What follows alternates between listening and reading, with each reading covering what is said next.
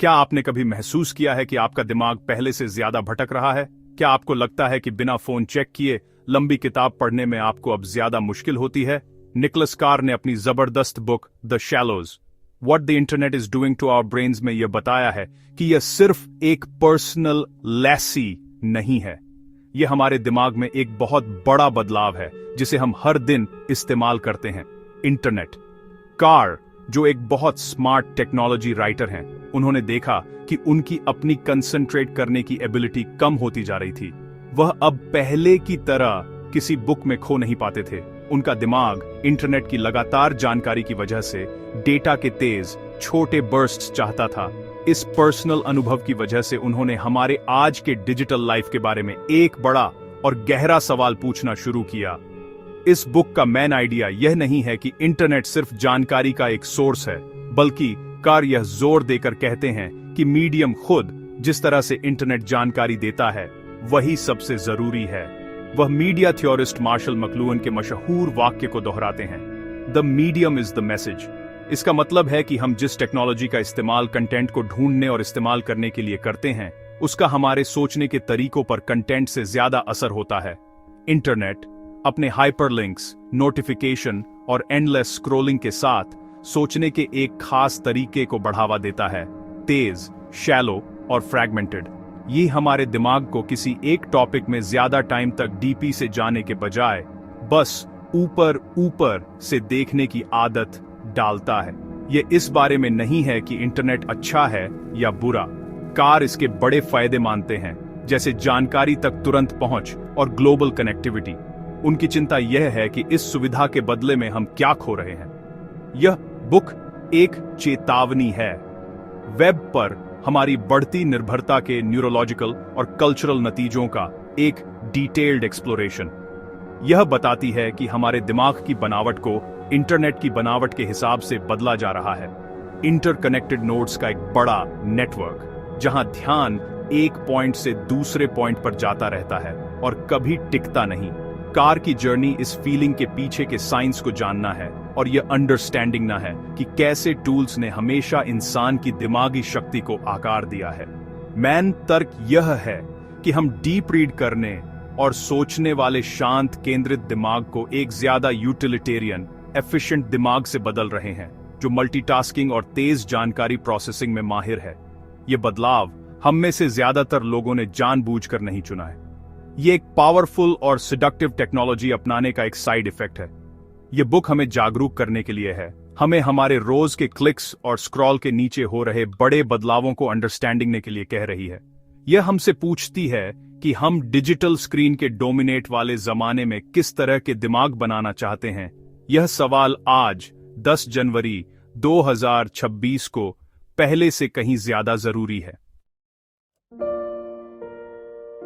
Car के पूरे argument की साइंटिफिक बुनियाद न्यूरोप्लास्टिसिटी या मस्तिष्क की बदलने की क्षमता नाम के एक इंटरेस्टिंग कॉन्सेप्ट पर टिकी है। सदियों से यह माना जाता था कि एक एडल्ट इंसान का दिमाग एक फिक्स्ड, न बदलने वाली मशीन है।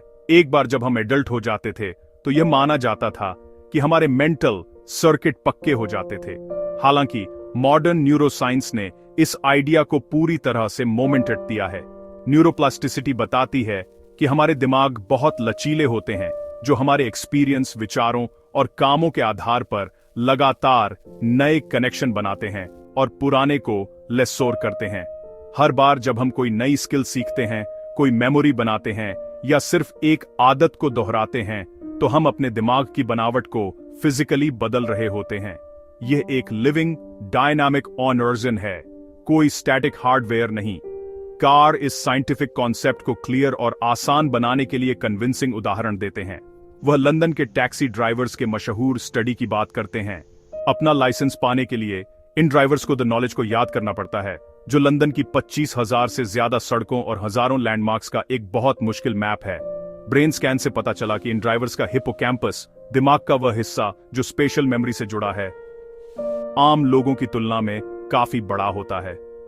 उनके दिमाग फिजिकली बड़े और अपनी जॉब की जरूरतों को पूरा करने के लिए अडॉप्ट हुए। यह दिखाता है कि इंटेंस, रिपीटेड मेंटल एफर्ट हमारी न्यूरल आर्किटेक्चर को बदल सकता है और बदलता भी है। दिमाग अपने रिसोर्स उन कामों को देता है जिन्हें हम सबसे ज्यादा बार करते हैं, उन रास्तों को मजबूत करता है जिनका हम इस्तेमाल करते हैं, और उन रास्तों को काट देता है जिनकी हम अनदेखी करते हैं। एक और इंपॉर्टेंट एविडेंस न्यूरोसाइंटिस्ट माइकल मिर्जानिच के काम से आता है। अपने एक्सपेरिमेंट्स में मिर्जानिच ने दिखाया कि बंदरों के ब्रेन मैप्स को एक्सपीरियंस के जरिए फिर से कॉन्फ़िगर किया जा सकता है। उदाहरण के लिए, एक बंदर को इनाम पाने के लिए एक खास उंगली का इस्तेमाल करना सिखाने के बाद उसके दिमाग में उस उंगली के लिए डेडिकेटेड एरिया बढ़ जाता था। इसके उलट अगर एक नर्व को काट दिया जाता था तो ब्रेन मैप खुद को फिर से व्यवस्थित कर लेता था, जिसमें एडजेसेंट एरिया अब रिस्पांस न करने वाले एरिया को संभाल लेते थे। यह रिसर्च साबित करती है कि यूज इट और लूज इट सिद्धांत सीधे हमारे ब्रेन सर्किट पर लागू होता है।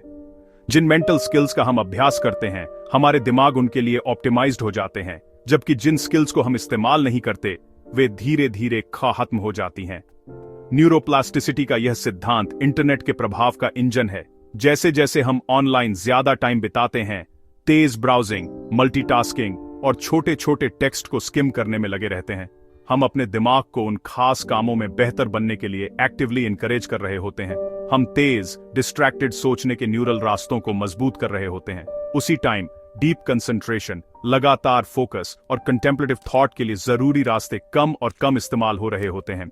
नतीजतन वे लेसोर होने लगते हैं। इंटरनेट सिर्फ हमारी आदतों को नहीं बदल रहा है, यह दिमाग की अपनी प्लास्टिसिटी का इस्तेमाल करके हमारे दिमाग को अपनी इमेज में बदल रहा है।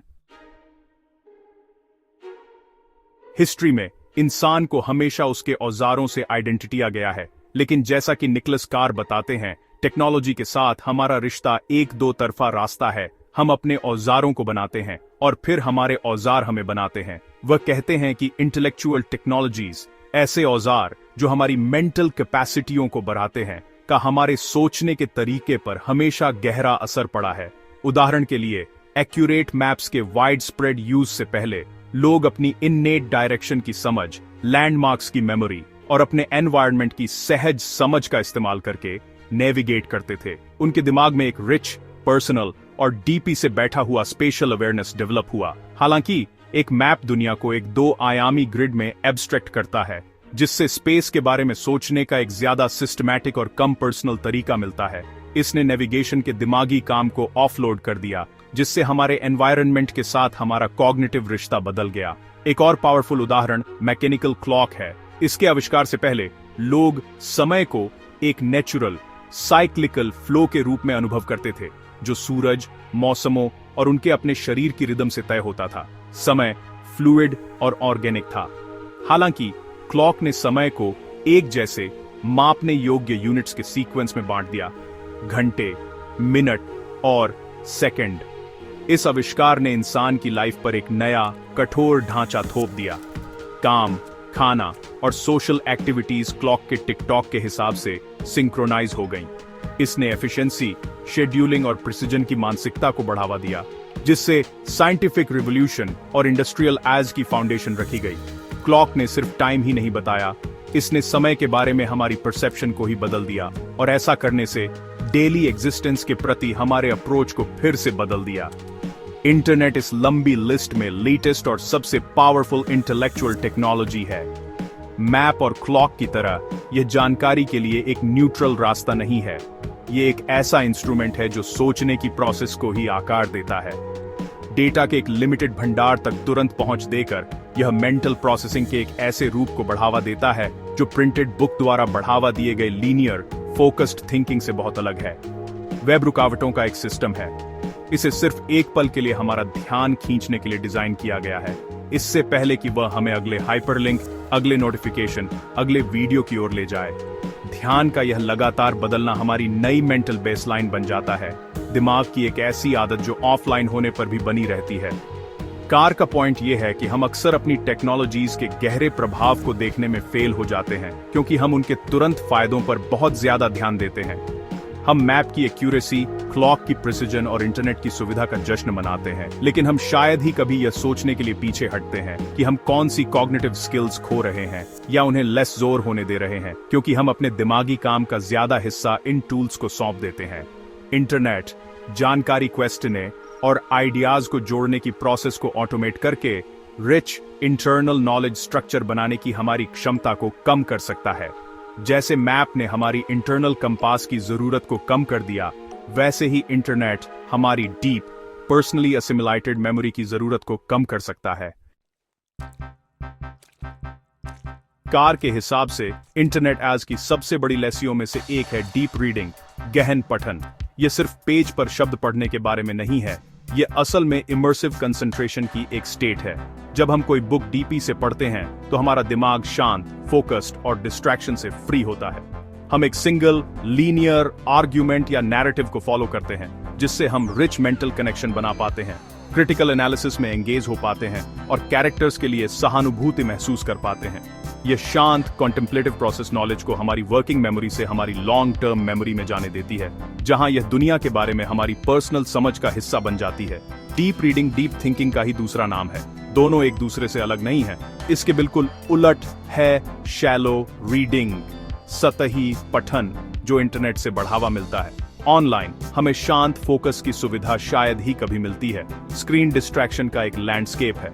हाइपरलिंक्स, एडवर्टाइजमेंट्स, पॉपअप नोटिफिकेशंस और रिलेटेड वीडियोस सभी हमारा ध्यान खींचने के लिए कंपीट करते हैं। हमारी आंखें पेज पर फास्टी से घूमती हैं, कीवर्ड्स ढूंढती हैं और जानकारी के छोटे छोटे टुकड़े चुनती हैं, बजाय इसके कि पूरे टेक्स्ट से एंगेज हों। हम एक लिंक से दूसरे लिंक पर क्लिक करते रहते हैं। हमारा दिमाग लगातार बेचैनी की हालत में रहता है, हमेशा अगली स्टिमुलस की तलाश में। रीडिंग की यह स्टाइल कॉम्प्रिहेंशन और रिटेंशन पर एफिशिएंसी और इमीडिएसी को प्रायोरिटी देती है। यह जानकारी इकट्ठा करने का एक तरीका है, नॉलेज बनाने का नहीं। कार बताते हैं कि फिजिकल बुक्स से डिजिटल टेक्स्ट में बदलाव ने इस शिफ्ट को कैसे तेज किया है। एक प्रिंटेड बुक एक सेल्फ कंटेन्ड फाइनाइट ऑब्जेक्ट है। ये एक लीनियर प्रोग्रेशन को बढ़ावा देती है और रीडर को बाहरी डिस्ट्रैक्शन से बचाती है। इसकी फिजिकलिटी ही फोकस की फीलिंग को बढ़ावा देती है। हालांकि एक ई बुक या किसी वेबसाइट पर एक आर्टिकल पूरे इंटरनेट का एक गेटवे है। एक सिंगल क्लिक आपको जानकारी के एंडलेस रैबिट होल में ले जा सकता है, जिससे आपका ध्यान ओरिजिनल टेक्स्ट से हट जाता है। डिजिटल एनवायरनमेंट हमारे फोकस को फैलाने के लिए डिजाइन किया गया है, उसे बनाए रखने के लिए नहीं। कार द्वारा बताए गए रिसर्च इसकी पुष्टि करते हैं। स्टडीज से पता चला है कि जो लोग हाइपरलिंक्स वाले टेक्स्ट को पढ़ते हैं, उनकी कॉम्प्रिहेंशन रेट उन लोगों की तुलना में कम होती है जो उसी टेक्स्ट को ट्रेडिशनल लीनियर फॉर्मेट में पढ़ते हैं। इस बदलाव का हमारे इंटेलेक्चुअल लाइफ पर गहरा असर पड़ता है। Deep reading mind patient, disciplined और लगातार ध्यान देने में सक्षम होता है। यह नॉवेलिस्ट, साइंटिस्ट, फिलोसोफर का दिमाग है, वह दिमाग जो रिच इंटरनल वर्ल्ड्स और कॉम्प्लेक्स आर्ग्यूमेंट्स बनाता है। दूसरी ओर शैलो रीडिंग माइंड इम्पेशेंट और आसानी से बोर होने वाला होता है, लगातार जानकारी की अगली हिट की तलाश में रहता है। हालांकि यह स्किल कुछ कामों के लिए यूजफुल है, कार चेतावनी देते हैं कि इसका डोमिनेंस एक बड़ी कीमत पर आता है। अगर हम डीप आई से पढ़ने की एबिलिटी खो देते हैं, तो हम डीप आई से सोचने, रिफ्लेक्ट करने, सहानुभूति रखने और कॉम्प्लेक्स नॉलेज स्ट्रक्चर बनाने की एबिलिटी खो सकते हैं, जो सच्ची इंटेलिजेंस और विजडम का आधार बनती है। Modern internet experience honestly cognitive overload संचनात्मक भार का एक मास्टर क्लास है। कल्पना कीजिए कि एक बाजीगर एक साथ कई गेंदों को हवा में रखने की कोशिश कर रहा है। जब हम ऑनलाइन होते हैं तो हमारा दिमाग यही करता है। हम एक आर्टिकल पढ़ रहे हो सकते हैं, लेकिन उसी समय हम अपने ईमेल इनबॉक्स की निगरानी कर रहे होते हैं, सोशल मीडिया नोटिफिकेशंस पर नजर डाल रहे होते हैं और एक चैट विंडो खुली रखते हैं। जानकारी का हर नया टुकड़ा, हर अलर्ट, हर हाइपरलिंक हमारे कॉग्निटिव लोड को बढ़ाता है। हमारे दिमाग की एक्टिव कॉन्शियस सोच की एक लिमिटेड कैपेसिटी होती है, जिसे वर्किंग मेमोरी के रूप में जाना जाता है।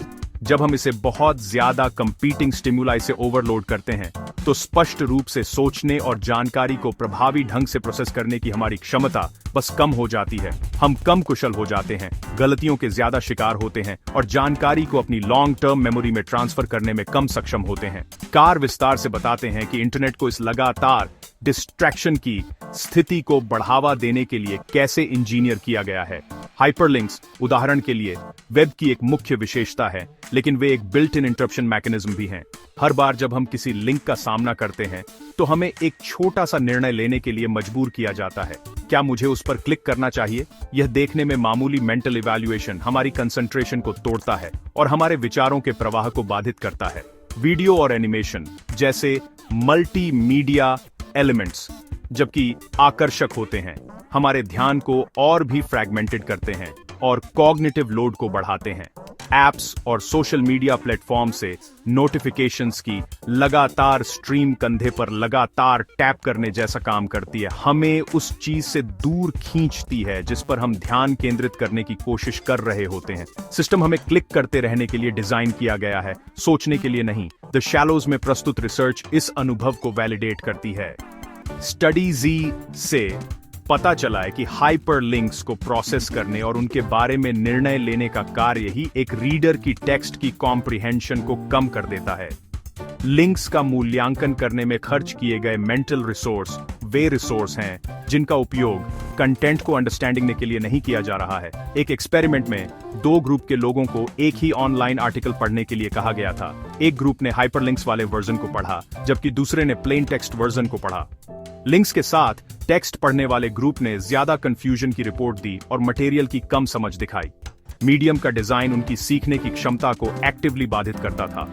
मल्टीटास्किंग की यह कल्चर स्क्रीन से परे और हमारे डेली लाइफ में फैल गई है। बाजीगर का दिमाग ऑनलाइन घंटों तक प्रशिक्षित और मजबूत ऑपरेशन का हमारा डिफॉल्ट मोड बन जाता है। हमें ऑफलाइन होने पर भी एक ही काम पर ध्यान केंद्रित करना मुश्किल लगता है। हम बातचीत के दौरान अपने फोन चेक करते हैं, काम करते समय पॉडकास्ट सुनते हैं और यह देखने के लिए एक लगातार नैगिंग इन मोमेंट्स महसूस करते हैं कि क्या नया है। कार का तर्क है कि यह हमें ज्यादा प्रोडक्टिव नहीं बना रहा है, यह हमें ज्यादा बिखरा हुआ बना रहा है। हम अपने ध्यान को बांटने के मास्टर बन रहे हैं, लेकिन ऐसा करने में हम विचार की डीपी क्रिएटिविटी और समझ का त्याग कर रहे हैं जो केवल लगातार बिना रुकावट वाले फोकस से ही उत्पन्न हो सकती है। गूगल सिर्फ एक सर्च इंजन से कहीं ज्यादा है। ये इंटरनेट का प्राइमरी लाइब्रेरियन, फिलोसोफर और बिजनेस मॉडल है, सब एक साथ। कार अपने एनालिसिस का एक बड़ा हिस्सा गूगल के वर्ल्ड व्यू को अंडरस्टैंडिंग के लिए देते हैं, क्योंकि इसके लक्ष्य इस बात को बहुत प्रभावित करते हैं कि हम जानकारी को कैसे एक्सेस और प्रोसेस करते हैं। कंपनी का मिशन दुनिया की जानकारी को ऑर्गेनाइज करना और उसे यूनिवर्सली एक्सेसिबल और यूजफुल बनाना है।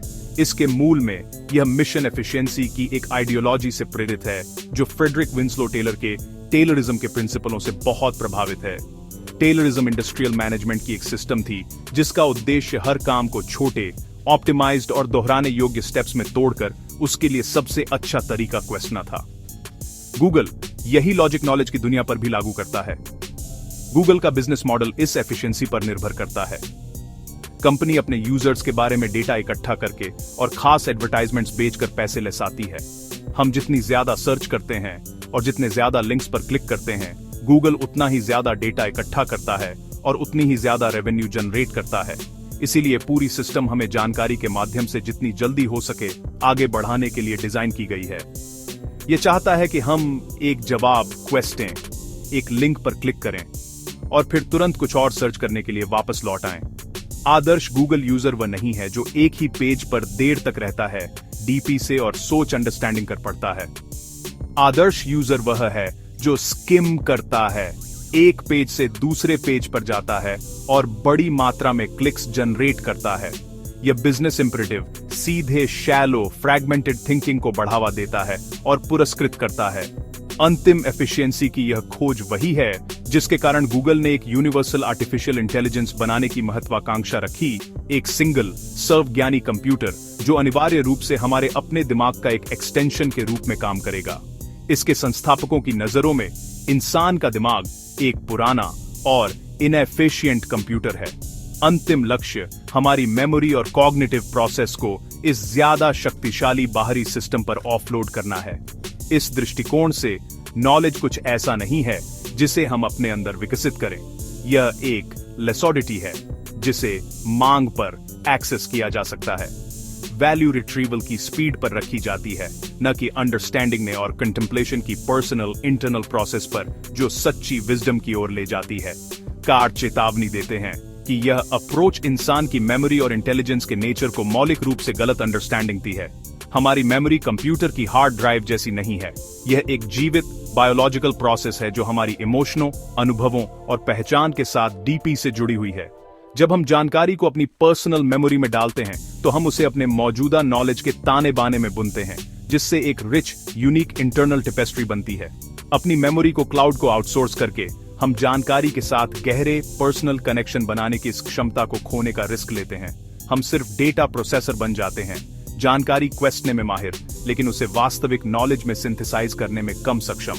गूगल की दुनिया में दिमाग खुद टेलरिस्ट ऑप्टिमाइजेशन का विषय बन जाता है, एक ऐसी प्रोसेस जो उसे उसकी मानवता से छीनने का रिस्क लेती है। जैसे जैसे हम इंटरनेट से और ज्यादा जुड़ते जा रहे हैं, कार एक आखिरी चिलिंग सवाल पूछते हैं, क्या हम खुद को अपने कंप्यूटर की इमेज में बनाना शुरू कर रहे हैं? वह एलाइजा इफेक्ट के बारे में डिस्कस करते हैं, जिसका नाम 1960 के दशक के शुरुआती चैटबॉट के नाम पर रखा गया था। जिन लोगों ने एलाइजा के साथ इंटरैक्ट किया, यह जानते हुए भी कि यह एक सिंपल प्रोग्राम था, उन्होंने इसे इंसान की इमोशनों और इंटेलिजेंस को एट्रीब्यूट करना शुरू कर दिया। हमारी एक नेचुरल टेंडेंसी होती है कि हम अपनी टेक्नोलॉजीज को ऐसा देखें जैसे वे इंसान ज्यादा हैं। आज यह इफेक्ट और बढ़ गया है। हम सिरी और अलेक्सा से बात करते हैं, हम अपनी मूवीज और म्यूजिक की सलाह के लिए एल्गोरिदम पर भरोसा करते हैं, और हम फास्टी से एक डिजिटल इंटरफेस के जरिए दुनिया के साथ इंटरैक्ट करते हैं। खतरा यह है कि हम अपनी मशीनों को जितना ज्यादा साथियों की तरह ट्रीट करेंगे, उतना ही ज्यादा हम खुद मशीनों की तरह सोचना और बिहेव करना शुरू कर सकते हैं। इसका हमारी सहानुभूति और रिफ्लेक्शन की क्षमता पर गहरा असर पड़ता है। सहानुभूति कोई ट्रांसैक्शनल प्रोसेस नहीं है। इसमें समय, शांत चिंतन और दूसरे के दृष्टिकोण को डीपाई से अंडरस्टैंडिंग ने की एबिलिटी की जरूरत होती है। ये वही मेंटल हैबिट्स हैं जिन्हें इंटरनेट हतोत्साहित करता है। स्पीड और एफिशिएंसी के लिए प्रशिक्षित दिमाग इंसान की भावना की धीमी, गड़बड़ और अक्सर अस्पष्ट प्रकृति के साथ संघर्ष करता है। कार को चिंता है कि जैसे जैसे हम शैलो, तेज तर्रार डिजिटल दुनिया में ज्यादा समय बिताते हैं, दूसरों के साथ गहरे, सहानुभूति वाले लेवल पर जुड़ने की हमारी एबिलिटी कम हो सकती है। हम लोगों के बारे में data points, likes, shares, profile को प्रोसेस करने में बेहतर हो जाते हैं, लेकिन स्क्रीन के पीछे के कॉम्प्लेक्स ह्यूमनों को अंडरस्टैंडिंग में बदतर हो जाते हैं। आखिरकार कार हमें एक चॉइस देते हैं। इंटरनेट हमें इनक्रेडिबल सुविधा, जानकारी तक तुरंत पहुंच और लेस यूनिकेशन के लिए शक्तिशाली टूल्स देता है। इस सुविधा की कीमत, वह कहते हैं, हमारे अपने दिमाग की डीपी हो सकती है। हम एक ऐसे मोड पर हैं जहां हमें यह तय करना होगा कि हम क्या ज्यादा वैल्यू करते हैं, शैलो, कुशल दिमाग जो डिजिटल टॉरेंट में नेविगेट करने में माहिर है, या गहरा, कॉन्टेम्पलेटिव दिमाग जो क्रिएटिविटी, क्रिटिकल थिंकिंग और सहानुभूति में सक्षम है। ये टेक्नोलॉजी को छोड़ने का आह्वान नहीं है, बल्कि माइंडफुल और कॉन्शियस यूज के लिए एक अपील है। कार खुद बुक के एंड में अपने खुद के डिस्कनेक्ट होने के प्रयासों का वर्णन करते हैं, अपने जीवन में शांत पढ़ने और रिफ्लेक्शन के लिए जगह बनाते हैं, अपने केंद्रित दिमाग को फिर से पाने की कोशिश में। आज 2026 में जब यह बुक लिखी गई थी, उससे भी ज्यादा ये चेतावनी एक प्रोफेटिक अर्जेंसी के साथ गूंजती है। टिकटॉक, इंस्टाग्राम रील्स और यूट्यूब शॉर्ट्स जैसे प्लेटफॉर्म के उदय ने इंटरनेट के लॉजिक को उसकी चरम सीमा तक पहुंचा दिया है। हमारा ध्यान अब सिर्फ मिनटों में नहीं, बल्कि सेकंडों में फ्रैगमेंटेड हो गया है। छोटे हाइपर स्टिम्युलेटिंग वीडियो का एंडलेस स्क्रॉल हमारे दिमाग को एक अनप्रेसिडेंटेड लेवल के डिस्ट्रैक्शन के लिए कंडीशन कर रहा है। द शैलोज अब सिर्फ एक चेतावनी नहीं है, ये हमारी जीती जागती हकीकत का वर्णन है। बुक का अल्टीमेट मैसेज एक शक्तिशाली रिमाइंडर है कि हमारे टूल्स को हमारी मानवता की सेवा करनी चाहिए, उसे लेस जोर नहीं करना चाहिए। हमें डीपी पैदा करने के लिए जानबूझकर चुनना होगा, या हम हमेशा के लिए शैलो में बह जाने का रिस्क लेते हैं।